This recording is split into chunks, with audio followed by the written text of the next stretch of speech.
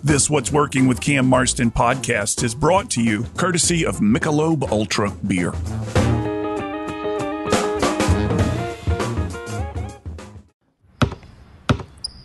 They say consistency is the key to success. They weren't wrong. So how about grabbing a beer that's consistently smooth, consistently refreshing, and consistently light? You might just find that the road to success can be pretty enjoyable. Michelob Ultra, the perfect balance of taste and refreshment, and only 2.6 carbs and 95 calories. It's only worth it if you enjoy it. Enjoy responsibly. Anheuser-Busch Michelob Ultra Light Beer, St. Louis, Missouri.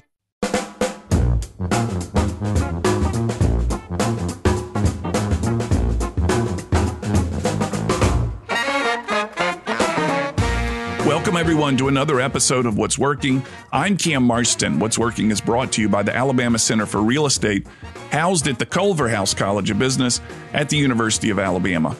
What's Working is the show designed to reveal the workplace, the workforce, and the marketplace trends shaping the workplace and workforce and marketplace around us.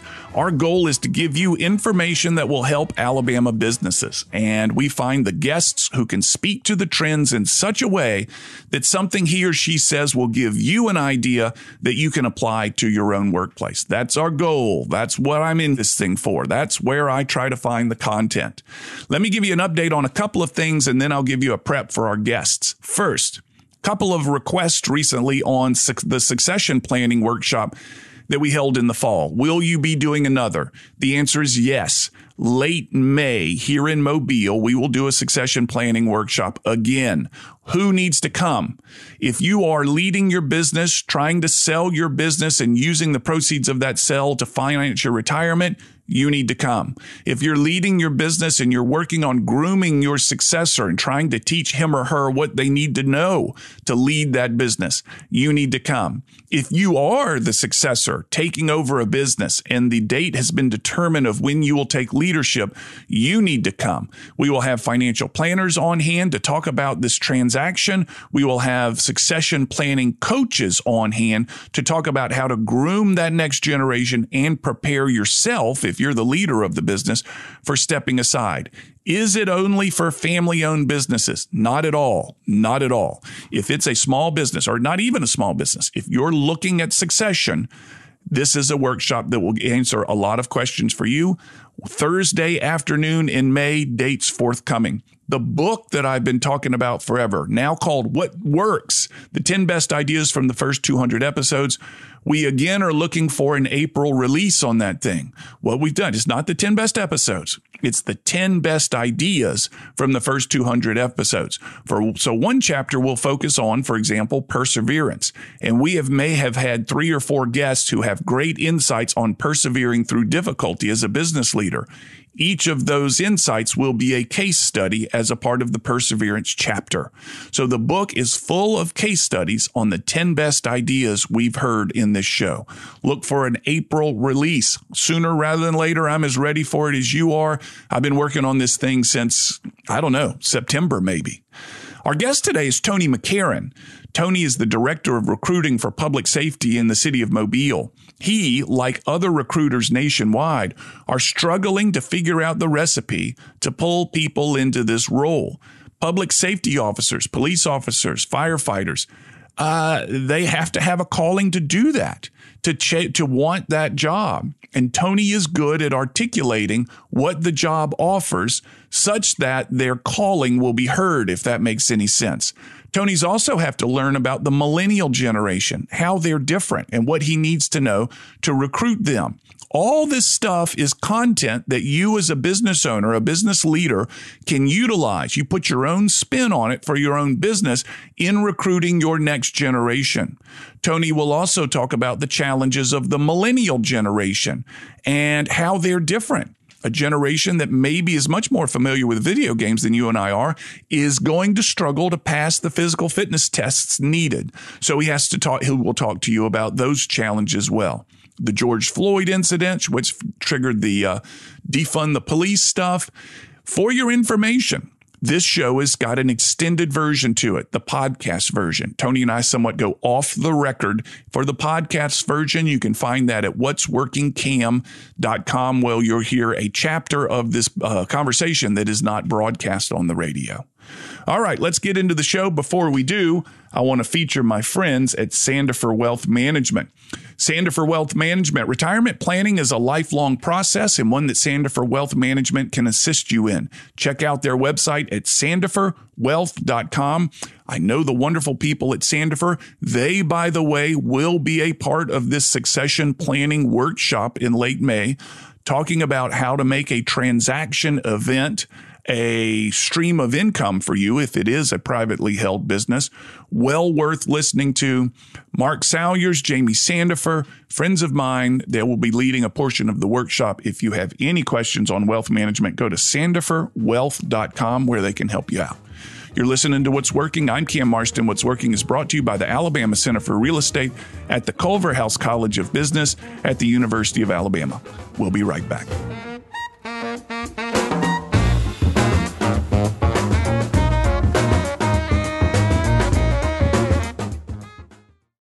The Alabama Center for Real Estate, better known as ACRE, housed at the University of Alabama's Culver House College of Business, is committed to industry engagement and dedicated to shaping the future of real estate through excellence in teaching, research, and service to drive economic and workforce development in Alabama.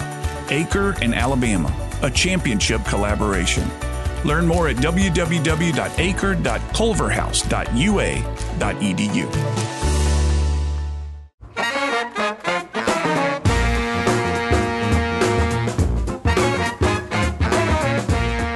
What's Working is presented by the Alabama Center for Real Estate, housed in the Culver House College of Business at the University of Alabama. I'm in the studio this evening with Tony McCarron. Tony is the Public Safety Recruiting Director for the City of Mobile.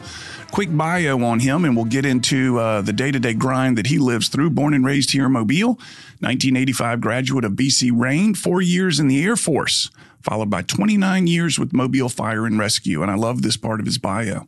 He retired on Friday, June 19th, 2021, started his new position with the mayor's staff the following Monday morning. No time off. Tony, thank you for your time and welcome to What's Working. Thank you very much. I'm glad to be here. I'm really glad to be here because I think you've got a remarkable story to tell that I've heard in our kind of preliminary conversations. But before we get into that, give me a sense of the day-to-day grind. What is it that you do for the city of Mobile? So my primary objective, Cam, is to bring in and recruit and bring in the quality people to become police officers and firefighters for the city of Mobile.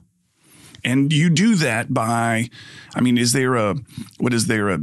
to think of one of the big recruiting websites out there that they dump resumes onto. That's not the nature of your business, though, is it? Yeah. Oh, is it? Oh, absolutely. Yeah. Social media advertising is really where it's at post-pandemic.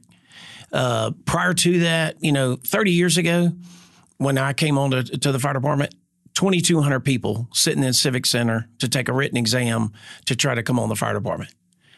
It's not that case anymore, Cam. So one of the things that we're talking about is how hard it is to find people. And my goodness, I was talking to someone else earlier today, and finding people is a universal challenge. But it sounds like it's amped up a little bit on your side. Is that right? It's unbelievably challenging. So you were talking about the universal challenge. Go anywhere in Mobile right now. There's help wanted signs in every business, right. Everywhere, from engineers, lawyers, all the way top to bottom, from laborers to, professional technical. Now advance that forward to public safety. Yeah. Look at the nature of public safety as a whole across the United States or across the world right now. Post the incident with George Floyd in Minnesota, policing in and of itself has a bad rap right now. So it just makes it that much incredibly harder to try to recruit the right type of people here. Are they doing it for the right reasons? Do they have a servant's heart? And are they willing to comply and conform to what we're asking them to do? Was the George Floyd incident the watershed moment? Did you see applications fall at that moment, or was it leading that way already? It was already leading that way already, but that without a doubt has changed the policing side of it. Yeah. Even in when it comes to public safety and firefighting. like I said, 30 years ago, 2,200 people in there taking the written exam when I took the test. And I was coming out of the Air Force trying to get that job to come back home to Mobile. Nowadays, and I recruit from dusk to dawn. My wife doesn't even question it anymore. At 5:30 in the morning, my phone starts dinging, and sometimes 1 or 2 o'clock at night, it's still dinging. Yeah. Because people are constantly submitting applications, and those applications come to my email. So, I mean, it's just nonstop now. But there's so many hurdles in trying to get people in to this career field. Time frame wise, what we ask of them, you know, what their past is, it's incredibly hard. So sell me on the job. Pretend like I'm somebody who is curious about this. I've sent you a resume at 5:30 a.m. Right. And you've picked up the phone and you've called me. First, how old am I going to be? Who am I? And that's where I start at. I'd start off by saying, Cam, I got your application. I wanted to reach out to you personally to talk to you about a career in public safety, whether it's police or fire. Yeah. And then I said, Cam, I'm going to ask you a few questions. Give me your first and last name. Give me your current email address. How old are you? It doesn't matter how old you are. This is strictly for me personally because it's not going to affect whether you have an opportunity to do the job. But then I am going to ask you, how good of shape are you in physically, Cam? Because on the police and the fire side, one, you have to be able to do the job. Not just want the job, but you have to be able to physically do the job. Mm-hmm. And so the firefighting side, would I say it's tougher? It's different. The physical requirements are a lot tougher, but physically what they do is going to be tougher. Mm-hmm. On the police side, still, again, you have to me, you have to want to be the part and you have to look the part. Right. And then you get into academics. Academically, can you make it through that 22-week academy? Right. Physically, emotionally, mentally, I mean, everything, because you're getting your backside handed to you on a daily basis, working out and academics, and then the stress of being in there. So let's say you've got 10 applicants. How many of those make it through the phone call? Which side? The fires. Let's pick. Okay. Let's start with police, actually. Okay. Let's start with police. 20%. 20%. 2 of the 10 make it through the first phone call. Yep. What did the other 8 make it through the whole process? Through the process. Everybody's going to make it through the phone call. What I'll find out in the phone call is really how bad do they want to do it. Mm-hmm. Okay. And then we get into the logistical hurdles. Cam, where's your hometown? Where are you living right now? And you tell me Tulsa, Oklahoma. Okay. I've got to get you into Mobile twice, at least at a minimum of twice, mm-hmm. for you to get this job. And then the academies are 5.5 months long.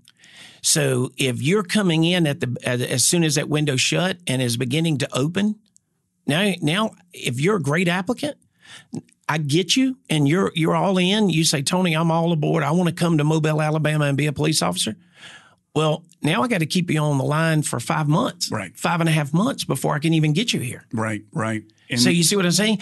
Even if you do get a great applicant, what's the timing like? Right. Can I keep that applicant? Because if you're a good applicant, guess what you have? Options. You have other opportunities. Yeah. We're not the only game in town.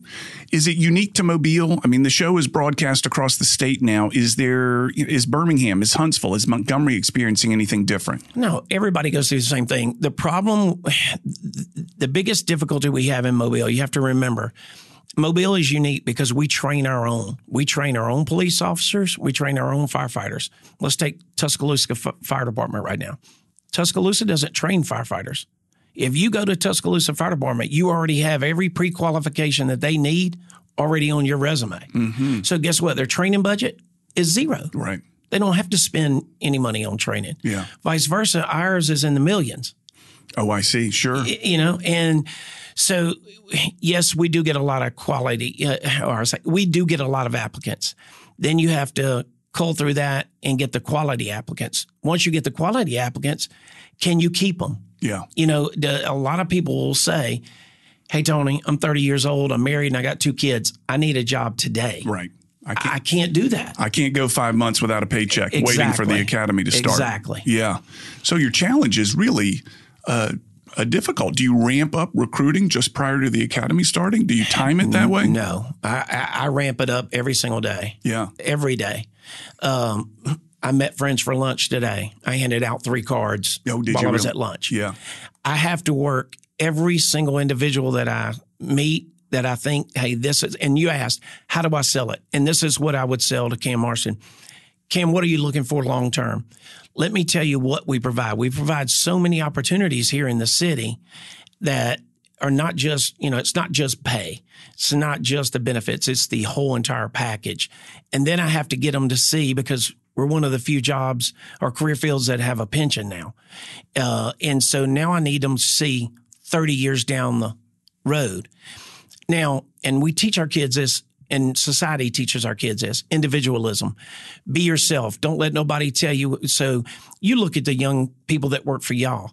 Some guys have long hair. Some guys have short hair. Some guys have beards. Now factor that by 10, what I'm asking them to do.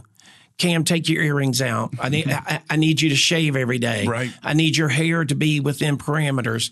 I need, yes, you can still do certain things. Drugs, completely out. Yeah. Zero tolerance. Alcohol, yes, you can drink as long as you drink responsibly and you don't get behind the wheel of a car. Sure. And you don't embarrass us. Because once again, I've got to sell you on the idea that you want to be part of something that's bigger than just you. Right. But it seems, I can certainly understand your challenge. But that's a sexy thing, I would guess. My interpretation of the youth today is to be something larger, part of something larger than themselves. However, I can sure understand the challenges that you face in, hey, yeah, I want you to be something larger than yourself, but you got to shave that beard off or something like that. It's, I want to belong, but I want to belong, they say, uniquely. I want to be a part of this group, right, but bring my identity with me. You're saying we got the group, shed the identity. Well, I don't want you to shed it. Just conform. Yeah. If you want to be a part of this professional organization, I'll give you a prime example. 29 years on the fire department. If I would have gotten stopped for a DUI, what picture would they have shown on the TV? You. In my uniform. In your uniform. Absolutely. In my uniform. Yeah. Yeah. To bash my brotherhood. Yeah. And I'm not going to, and we can't allow that. So let's go to break. And when we come back, I want to talk about the changes of the people you're recruiting. Yeah, we always hear kids these days. Is there truly something about kids these days that are making it harder? You're listening to What's Working. I'm Cam Marston. I'm in the studio today with Tony McCarron. He's the Public Safety Recruiting Director for the City of Mobile. What's Working is presented by the Alabama Center for Real Estate, housed in the Culverhouse College of Business at the University of Alabama. We'll be right back.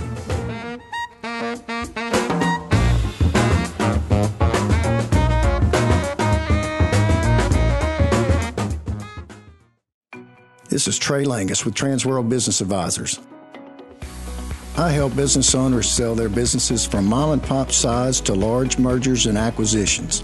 We have a huge buyer database looking for quality businesses to buy right now. Confidentiality guaranteed.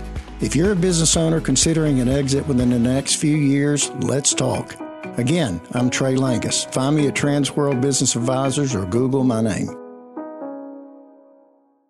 Hey, this is T. Bruce McKinnon. I'm the president and CEO of Elevator World and Bay Business News. And when I'm not traveling the world, looking over elevators or trying to find news for the local business community, I'm listening to What's Working with Cam Marston. Now back to the show.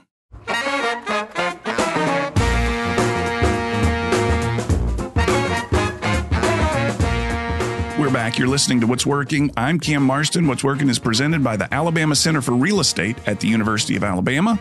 In the studio with Tony McCarron, Public Safety Director for the City of Mobile. He's facing challenges that are not unique to the City of Mobile, but across the state and, I suspect, across the nation. And that is finding people to do public safety jobs, specifically police and fire department type of work. It's hard these days.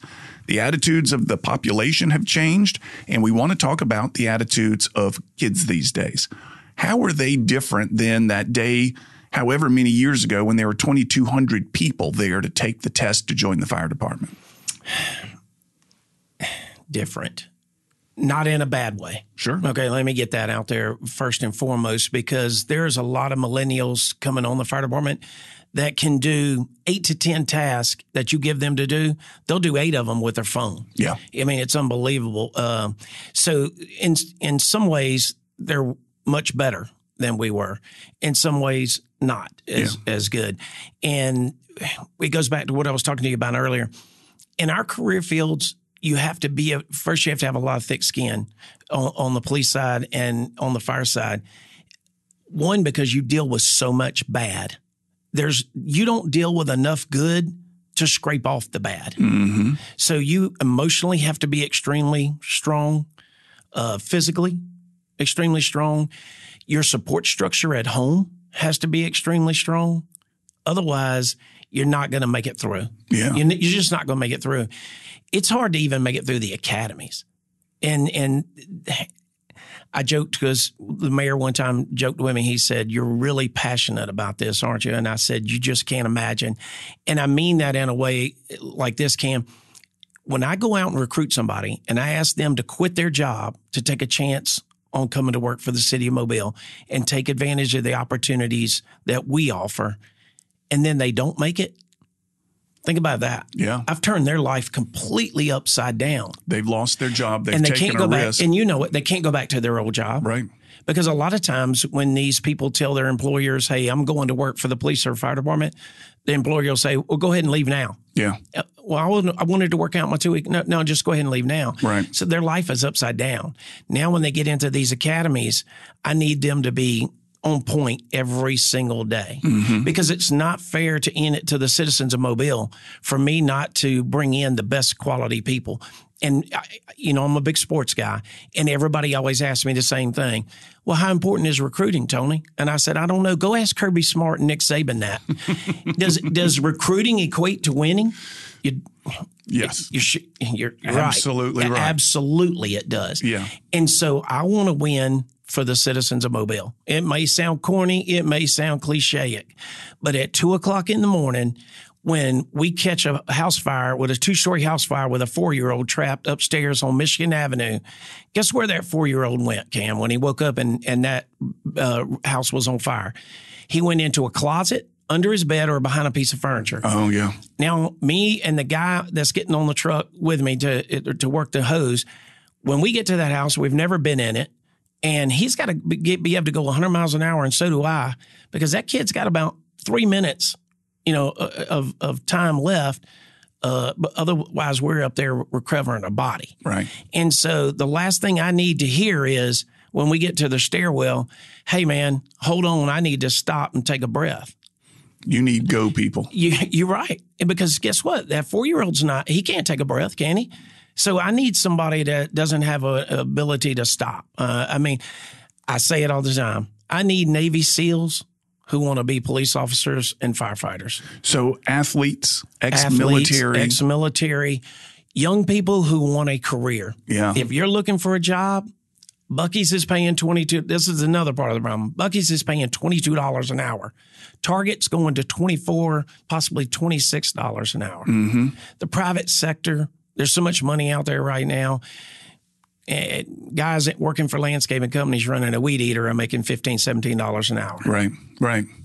So you're competing with that. But it sounds to me the person you want is looking for a calling, is looking for a purpose.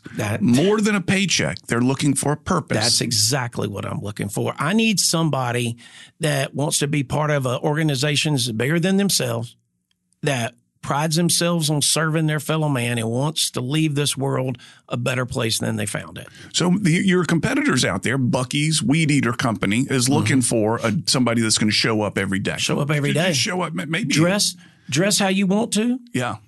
Wear your hair how you want to. Beard, no beard. Doesn't matter to them. Just show up. Doesn't matter to them. I'm going to give you a weed eater, and if you do a C+ job, you'll have a job tomorrow.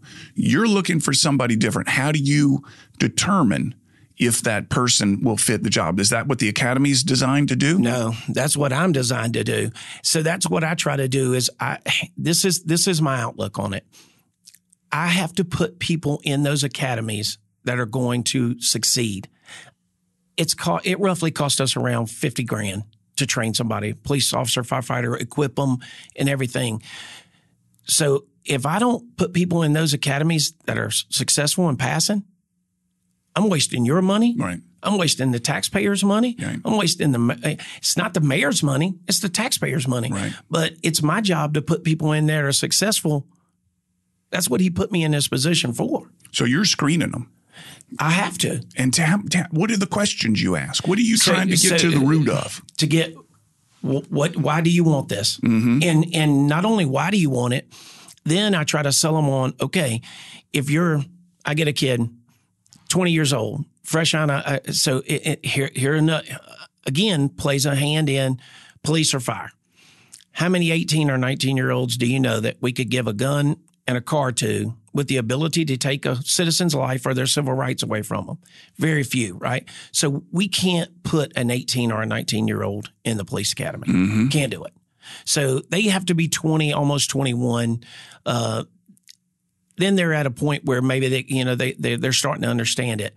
But then I have to sell them on the fact that, hey, did you want to go to college? You did, but you couldn't afford it. Let us go, because under public safety, we'll pay 50% of all your college costs for you to go back to school online. Mm-hmm. The money is there. There's raises there as you get your degrees.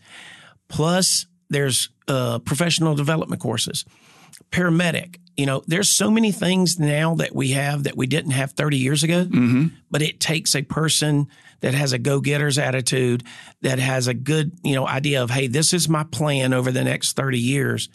But you have to sell an idea to a 20-year-old that's 30 years down the road. When I was 20 years old, the future to me was, where am I going to get a beer tonight? Exactly. So to say to me, Cam, 30 years, this will pay out for you, I would have gone, 30 years, man. That's like an epoch. That's right. Like an eon. It's a measurable. I'm trying to figure out what I want to do this weekend. Yeah, I'm wondering where I'm going to get a pizza tonight. Right. So that's a tough sell. Right. And I suspect that it was a tough sell 30 years ago. You never heard of people leaving the police or fire department 30 years ago. Yeah. It just didn't happen. Yeah. It just did not happen. And maybe it did in very minute increments, but not what we see today. Yeah. People leaving to go to different departments, other entities. In police, there's so many other entities for them to go to. Right. It used to be if somebody left the police force to go to the sheriff's department, they were my age. Yeah. Oh, yeah. They were retiring and they wanted to go catch a second paycheck and still, the ability to serve. Right. That's not the case now. Yeah. Now we got 24-year-olds leaving to go to the sheriff's department. Right. And the sheriff's department needs them just like you do, I suspect. Exactly. Yeah. Exactly. So the kids these days, we're coming up on break. We got a little bit more time. The parenting trends that have shaped the kids. I'm a part of this. I got 4 teenagers. They need to be strong. They need to be mentally strong. They need to have a go attitude, that in a time of stress or pressure, they fall back on their training and they know immediately what to do. Are you seeing a change? Is that kid still out there? That athletic kid is still out there, but it's fewer and far between. I'll give you an idea. The physical agility test to come on the fire department, you have to pass that physical agility test and get that certificate just to apply for the position. Mm. Our fail rate on that test runs between 75 and 80%. Really? Yeah. How hard is it?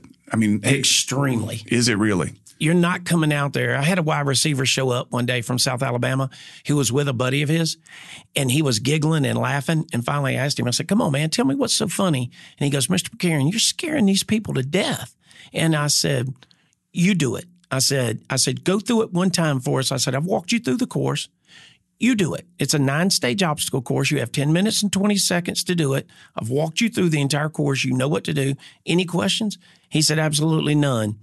When he come out of the number 6 stage, he was laying on his stomach, and he said, I quit. I can barely breathe. Oh, my Lord. And he was probably 6'2", 6'3", 220. Yeah, and in shape. So once again, lifestyle change, Cam. Yeah. Are you willing to come in and work and change your lifestyle to do what we do?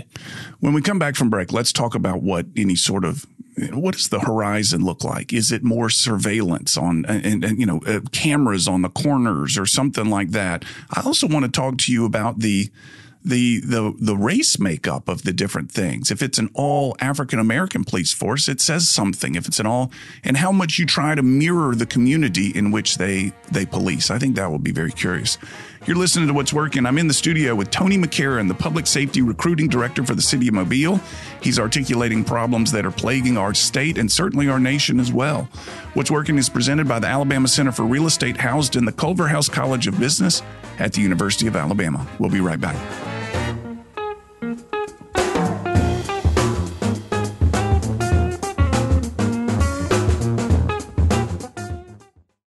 The Alabama Center for Real Estate, known as ACRE, strives every day to be a valued resource that supports and promotes Alabama's real estate industry and promotes economic and workforce development across the great state of Alabama. ACRE and Alabama, a championship collaboration. Get to know ACRE and learn more about their offerings and their events at their website, www.acre.culverhouse.ua.edu.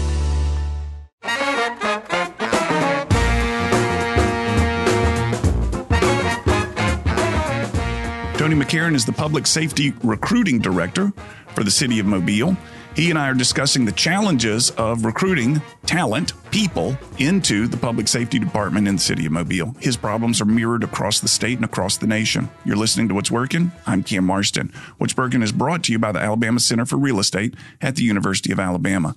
Tony, prior to the break, we were talking a little bit about the racial profile of the police force. I want to get into that. I think my suspicion is that you want it to mirror the community in which people work. Tell me more about that. Absolutely. When I took this position, one of the first things that the mayor talked to me about was he wanted both departments to mirror the community that we serve. Yeah. And at that point, it wasn't. And so that's been one of my goals, is to make sure that everybody here gets an opportunity. Cam, I lost a lot of friends when I left the fire department. Some really nasty things said to me about, oh, you're just going out trying to do this, or you're going to look for this certain person. Absolutely not. I'm still looking for the most highly qualified people that I can find that have a servant's heart to do what we do. But why would you not want your police force or your fire department to mirror your community? Everybody out there should have a feeling of, hey, I have a say so. That I have some accountability in that. I have some skin in the game here. When you pull up on, let's just say, on a medical call and it's a rape victim, do you think that female wants to talk to me, or do you think she wants to talk to a female firefighter that she sees get off the truck? Yeah. Why? Not because she hates me, but she sees herself there. It's no different than when we go recruit somewhere and I take people with me. I'm a 56-year-old white guy. I have enough charisma. I can talk to them about the job. But if I'm at Alabama State, how many people really see themselves? And people nowadays need to assimilate. They need to be able to see that. Not only that, why is diversity so important in our career field? Because we learn so much from each other. Mm-hmm. And from different backgrounds, different ethnicities, everything. We just learn so much from each other. Over this last 7 or 8 years, the strides we've made are incredible. Prior to 2011, I think we had hired 1 female. I've hired 17 since. We just hired our first ever in the history of mobile fire rescue African-American paramedic, female paramedic. Yeah. Was she, and she'll be the first one to tell you, was she the best athlete in the group? Absolutely not. She worked her tail off is what she did. And the toughest drill instructor down there, when I went down there, I asked him, I said, Kevin Peterson, who's your favorite person in that group? He pointed at her. He said, more guts than anybody in here. She works her tail off. So once again, you got to have somebody that's willing to do that. Yeah, I think that's very interesting. But we've made tremendous strides on that. What about decision types of tests or quick? So much of this work requires quick thinking. It requires reactions and stuff like that. How do you measure a person's ability to do that? That's hard. So we do put them through a psychological test prior to them being offered the position. But that comes from the drill instructors, especially on the police side. You know, you have to be able to take somebody hollering and cussing and screaming at you to get down to the problem. Not every time, you know, because once again, it goes back to the state of policing. and we talked about race makeup. In the African-American community, policing is looked upon a whole lot different than it is in a predominantly white community. Yeah. Because they haven't had as many bad run-ins with the police. The white community has not had as many bad run-ons. Right. Right. So it just stands to reason they're going to be a little bit more skeptical of trusting.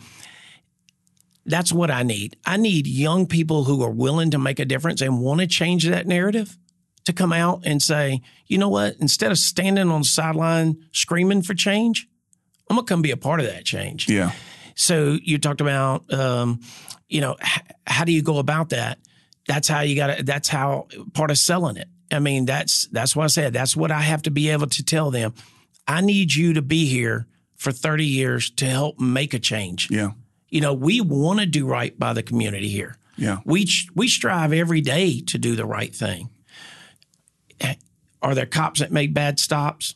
Yes. Yeah. That doesn't happen just in Mobile, Alabama. Well, are there firefighters that aren't good human beings? Absolutely.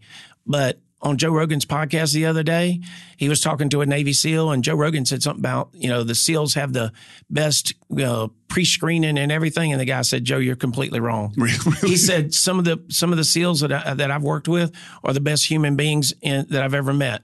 And some of them are the absolute worst human beings I've ever met. So there are people that quote unquote slip through the cracks everywhere. It's gonna happen. Yeah. We are a slice of society, Cam. Well, I'm watching my time here, and I want to ask you if you'd be willing to extend this into what we call a kind of a special edition. So we'll wrap this thing up on time, but in the podcast version, I'd love to hear you talk about the Brookside Police Department.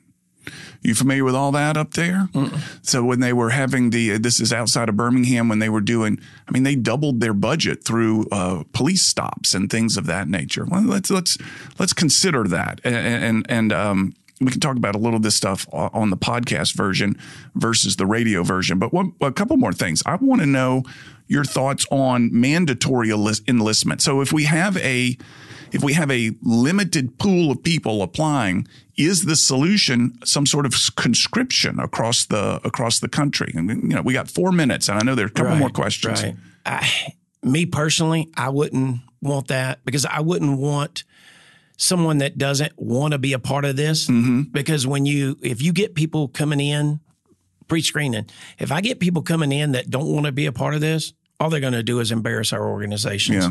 And for everybody, for the other 99% of us that work our tail off, like me, I'm born and raised here.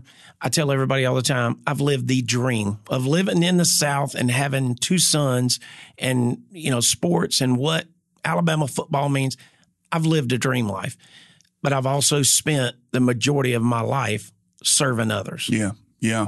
From the time I left to go in the Air Force to the time I came here, 29 years, and then straight right back into this. To me, this job is probably more important than the 29 years that I spent riding that fire truck. Tell me this, that we've talked about a lot of the challenges and the hurdles. Sell the opportunity. Sell me the beautiful side of the work. Absolutely. The side I love. Where else can you go on the fire side, 18 years old, fresh out of high school, where you get a career, not a job, but a career opportunity, starting out, making over $40,000 a year, starting pay right now for the fire department, $42,700 with a high school diploma or GED. We pick up 50% of all your online tuition costs for you to go back to school. You got to give us 5.5 months in that academy, getting your tail handed to you Monday through Friday. It's extremely difficult. You test every day academically. Every single morning you have a test. You're only allowed to fail 2 of them. After you fail the second one, you go ring the bell, you put your gear down, and you go resign. So you gotta be on point. But make it through those 5.5 months. You're going to work 10 days a month. You've got fantastic benefits, insurance, and pension. 72.5% of your final salary, averaged over the last 5 years for the rest of your life. Like I said, great insurance, camaraderie, brotherhood, belonging to something bigger than just yourself. It sounds to me like this work is going to draw out your peak potential. It draws out everything in you. It draws out all the good because you get to serve your community. But police officers and firefighters who do extremely well have a plan. They go back to college, whether they want to or not. They go back to college because they see that helps them increase their pay. And then on their days off, as it stands right now, firefighters work 10 days a month. So I run into people all the time. They go, well, so-and-so lives down the road from me. He must be doing pretty good. You say y'all don't make a whole lot of money, but he must be doing pretty good. He drives an F-250. Yeah, he owns a plumbing company. And he works every single day he's off. Yeah. Right? So you got to have a plan. You got to be able to hustle. You got to be able to hustle. I've got a young lady on the fire department. She's a hairdresser. She told me, she said, it's nothing for me to make $400 to $600 a day doing hair. Yeah. And then she comes to the fire station to serve her community, work out, eat right, be around like-minded people, and be able to go 100 miles an hour. Man. It's 10 days a month. Is that? I mean, that sounds like a flight attendant. Take the good with the bad. Starting pay is only $42,700. Yeah, but I love the idea of a big side hustle going on at the same time. Me and you talked about this the other day. I'll say this: people will say something about the pay. Think about this: when Mayor Stimson came into office 8 years ago. What he's done in 8 years to increase the pay has been overwhelmingly good. Yeah, yeah. We went 9 years without a raise. Yeah.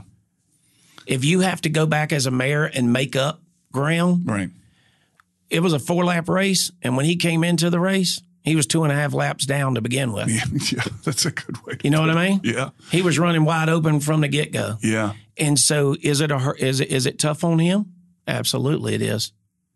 I tell him all the time, for the city, I think he's the best mayor we've ever had. I'm a big fan myself. Tony, somebody out there is listening to this saying, I want to know more. How can they find you? Where do they need to go? Call or text me, email me at 251-554-2298. Say it again. 251-554-2298. My job is to take you from step one till you get ready to walk in the interview and pat you on the shoulder and say good luck. Tony McCarron is the Public Safety Recruiting Director for the City of Mobile. Background in the Air Force, BC Rain High School. Prior to that, 29 years with Mobile Fire Rescue. And the Monday after his Friday retirement, he started as the Public Safety Recruiting Director in the City of Mobile. Tony, I think it's safe to say that we here in Mobile and people across the state wish they had you. We're lucky to have you. Thank you for your work. I appreciate that. Stick around. Let's talk a little bit more on the podcast version where the FCC is not listening in. Okay. And we'll talk about some other things. You're listening to What's Working. I'm Cam Marston. What's Working is brought to you by the Alabama Center for Real Estate, housed in the Culver House College of Business at the University of Alabama. We'll be right back on the radio version of this show with final comments. However, if you want to listen to Tony and me kind of talking offhand, stick around, listen to the podcast. You can find that podcast at whatsworkingcam.com.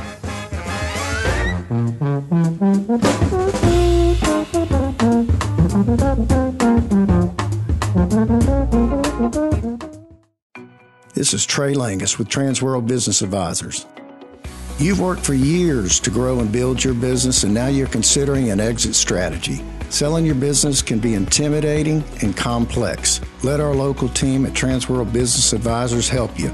We are the largest business brokerage in the world, and I will personally and confidentially guide you through this process. I'm Trey Langus. Find me at Transworld Business Advisors or Google my name.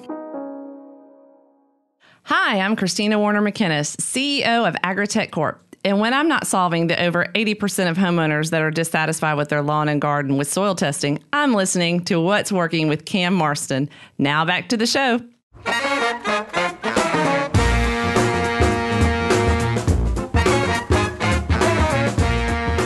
What's Working is brought to you by the Alabama Center for Real Estate at the Culver House College of Business at the University of Alabama. I'm Cam Marston. We're back.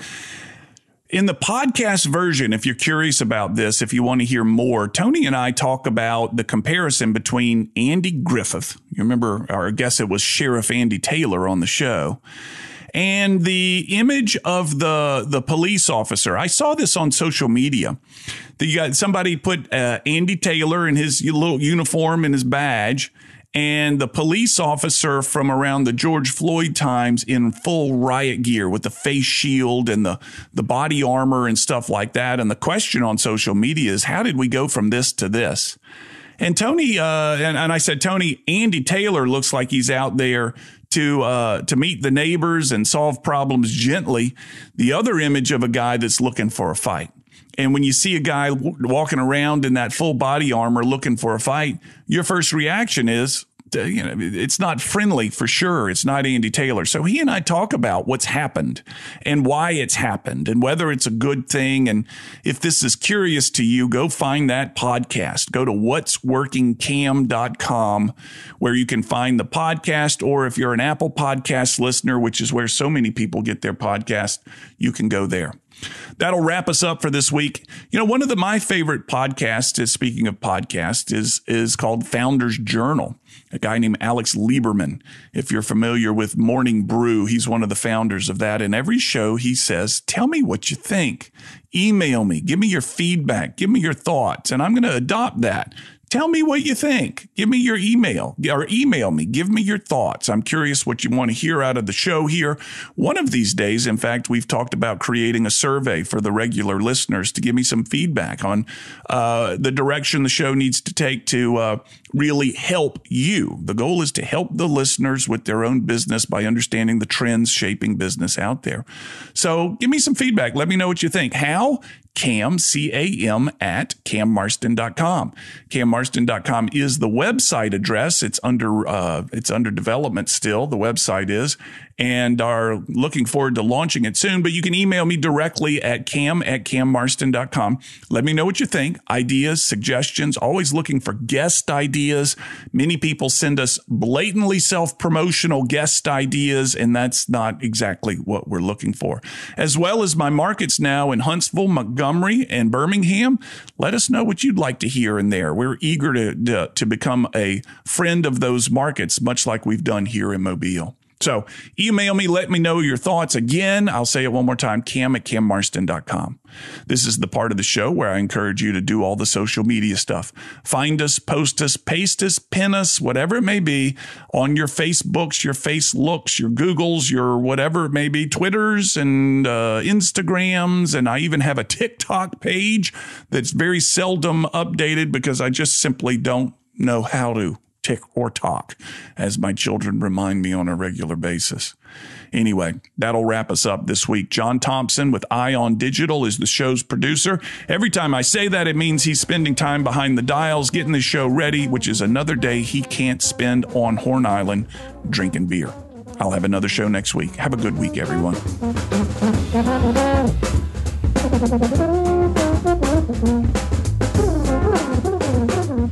We're back. We're on the podcast version. Tony and I are sitting here in the studio now. The formality of the radio show is over.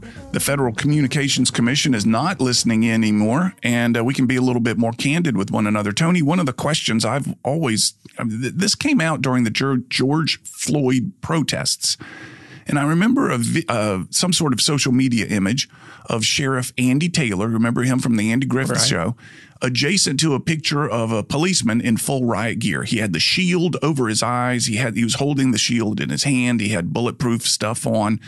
And the dramatic comparison between these two images, Andy Taylor, the town gentleman, knows everybody, very friendly, solves problems in an amiable way, versus this other guy who looks like he's just looking for a fight. He's prepared and braced for a fight. And the question attached to those images on social media is, where did we go wrong? How did this change? Talk to me about that. Okay. So now my background is not in law enforcement, but my background has been in public safety and with the fire department for 29 years. But prior to that, military. This is my answer to that question. The guy, Andy Taylor, everybody in the town knew him, right? Everybody in town knew his sidekick. Everybody knew who they were. The guy in the riot gear, nobody knows him. Mm-hmm. So I think in the future, going forward, we have to get back to where cops are known in their communities as good people. Cops are known in the community by the community they serve. Uh-huh. So therefore, If I put Cam Marston in the 3rd precinct over in Tomanville, I don't need to move you in 90 days. You've served no purpose to me. Yeah. You served no purpose to that community yet, because you need to get to know that community so they trust who you are. Mm-hmm. I was at Station 11 at Broad and Gorgas for 23 years. Everybody there knew me.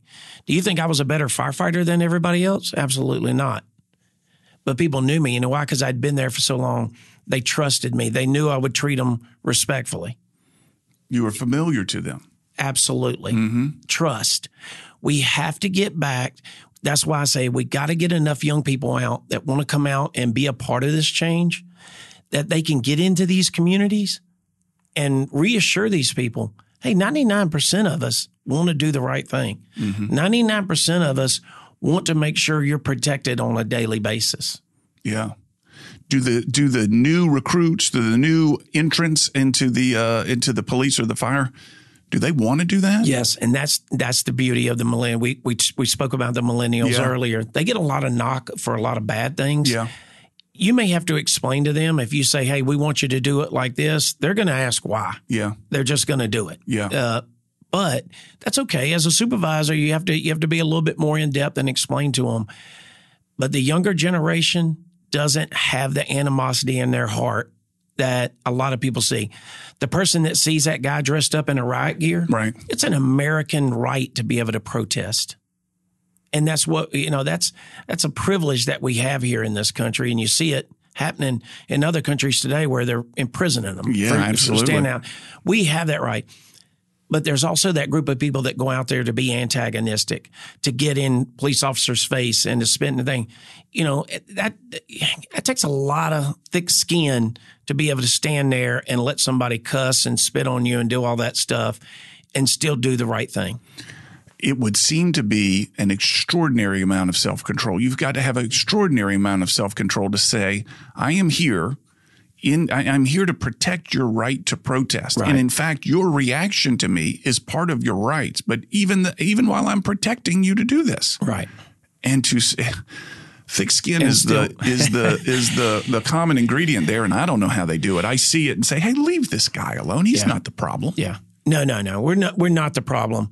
But we have to be the solution. Yeah. We have to find a way to keep pressing forward, keep doing the right thing. Saban says it all the time. What is character? It's doing the right thing when nobody's looking. So I'm a big believer in hope. I'm a big believer in faith. I think it's going to get a lot better.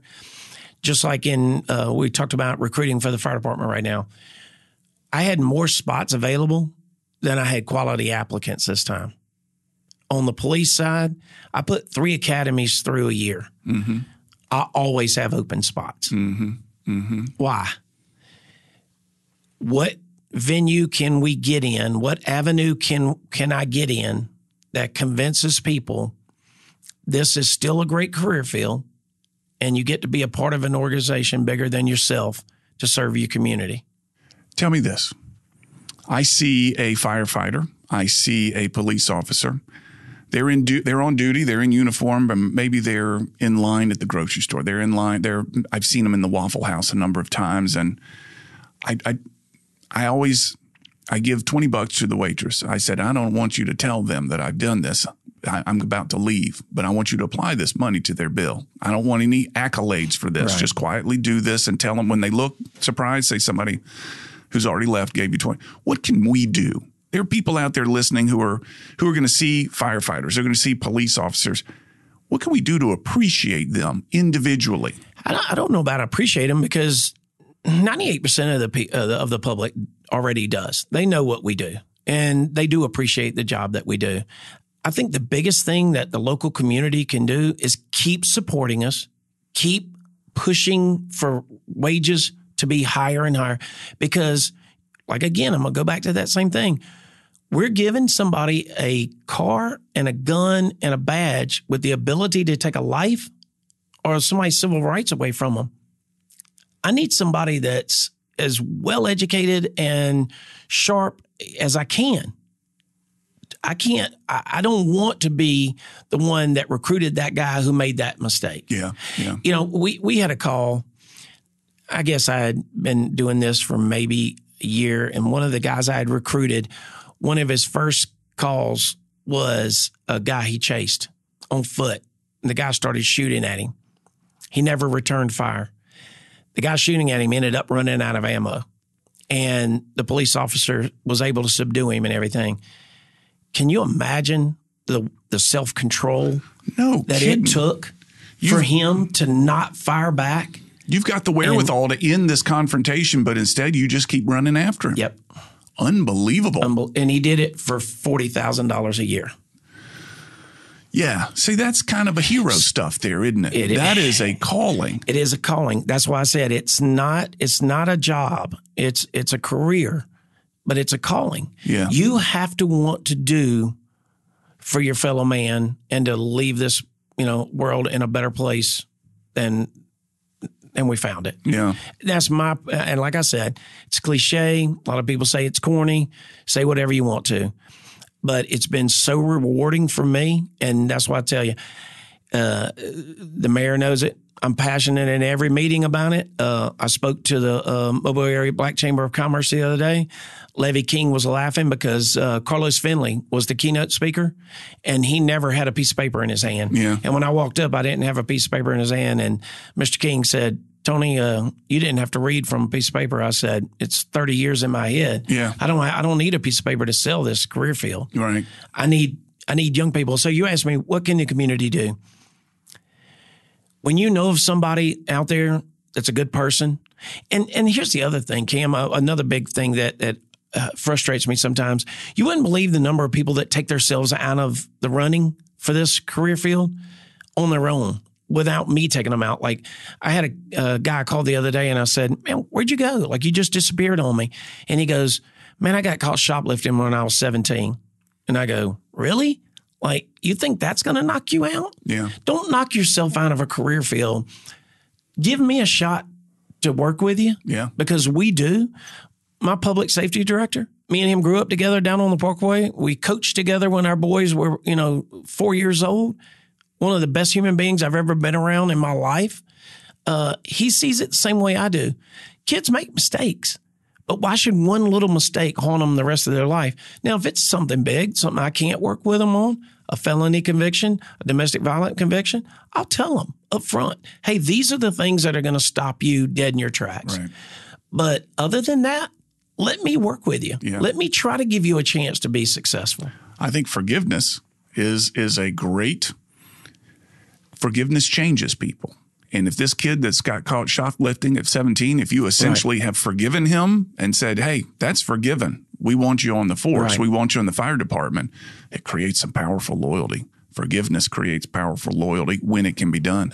We had interviews this morning, and the young guy was Asian American, and he said, I had a really bad run-in with a police officer. Now, it wasn't here in Mobile. It was in Jacksonville, Florida. But he said, that really changed my thinking on, like, are cops like that? And then once he got to meet me and we started talking about it and he got to meet other cops, he was like, okay, I want to be that change. I want to make sure that when I stop a young individual, once I'm a police officer, that they look at me and go, hey, I'd rather be like him. Mm-hmm. And that's what, and that's what inspired him to call me. Yeah. Folks, if you want to share this podcast with anybody, go to what'sworkingcam.com. You'll find this podcast. You can hear it again. You can forward it to people. You can subscribe to the show's podcast. Tony, again, thank you so much. Thank you for having me, and enjoyed it. We'll have another show next week.